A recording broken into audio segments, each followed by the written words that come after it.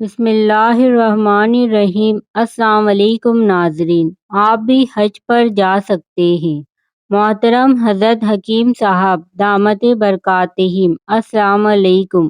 یہ وظیفہ میرا بہت آزمودہ ہے۔ اگر کسی کو حج پر جانے کی خواہش ہو تو وہ کثرت سے سورہ فتح کی آیت نمبر 27 پڑھے۔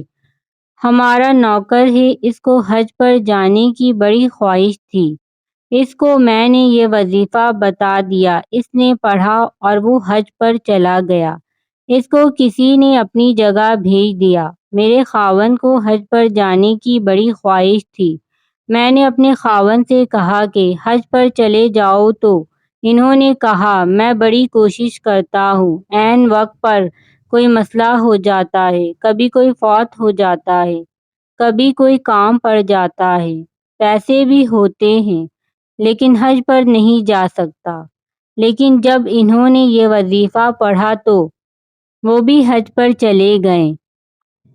وہ آیت یہ ہے، بسم اللہ الرحمن الرحیم، لقد صدق اللہ رسولہ رؤیا بالحق لتدخلن المسجد الحرام ان شاء اللہ آمنین محلقین رؤوسکم ومقصرین لتخافون فعلم ما لم تعلموا فجعل من دون ذلك فتحا قریبا۔